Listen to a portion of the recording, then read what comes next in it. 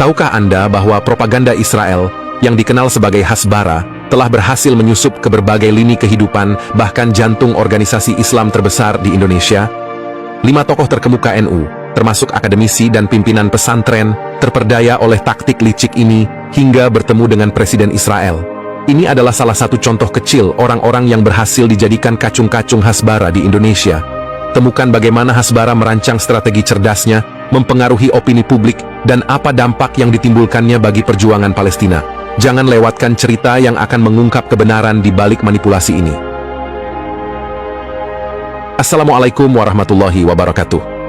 Sobat channel Kabar Langit, Hasbara adalah sebuah strategi komunikasi yang digunakan oleh Israel untuk mempromosikan pandangan dan kebijakan mereka di dunia internasional.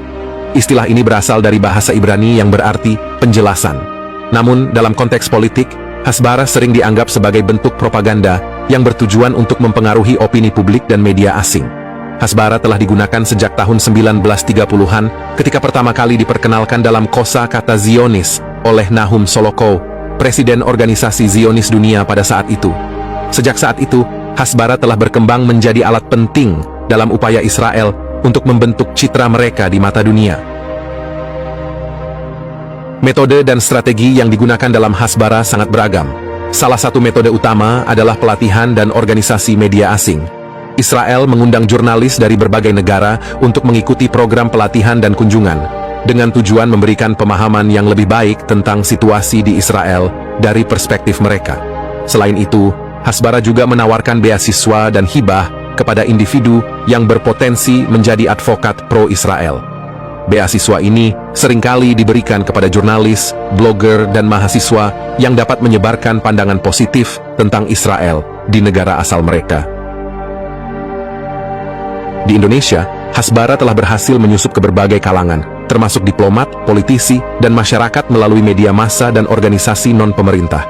Contoh nyata dari ini adalah kontroversi terbaru yang melibatkan 5 tokoh NU yang bertemu dengan Presiden Israel, Isaac Herzog. Pertemuan ini memicu reaksi keras dari publik dan kecaman dari berbagai pihak, termasuk dari pengurus besar Nahdlatul Ulama, PBNU. PBNU secara tegas menyatakan bahwa pertemuan tersebut tidak mewakili organisasi dan mengecam tindakan para tokoh tersebut.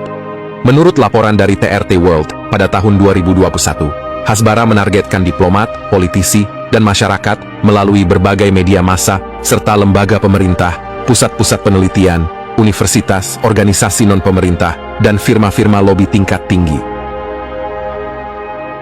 Keterlibatan tokoh-tokoh NU dalam program Hasbara menunjukkan betapa efektifnya strategi ini dalam mempengaruhi opini publik di Indonesia.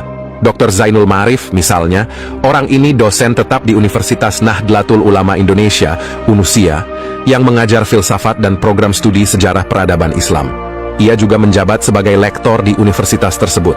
Zainul menempuh pendidikan di Universitas Al-Azhar, kemudian melanjutkan pendidikan S2 Ilmu Filsafat di Universitas Indonesia dan meraih gelar Magister Humaniora pada tahun 2006. Ia kemudian mengambil pendidikan S3 di Sekolah Tinggi Filsafat Dryarkara dan mendapat gelar doktor pada tahun 2022. Sebagai akademisi yang berpengaruh, keterlibatannya dalam program Hasbara tentu memiliki dampak besar dalam menyebarkan pandangan pro-Israel di kalangan akademis dan intelektual.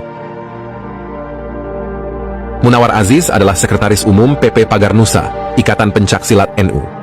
Selain itu, ia juga diketahui menjabat sebagai Sekretaris Pengurus Cabang Internasional Nahdlatul Ulama, United Kingdom.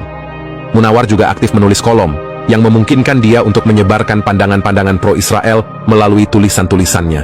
Keterlibatannya dalam program Hasbara menunjukkan bagaimana strategi ini dapat menjangkau berbagai lapisan masyarakat, termasuk tokoh-tokoh yang memiliki pengaruh besar dalam organisasi keagamaan dan sosial.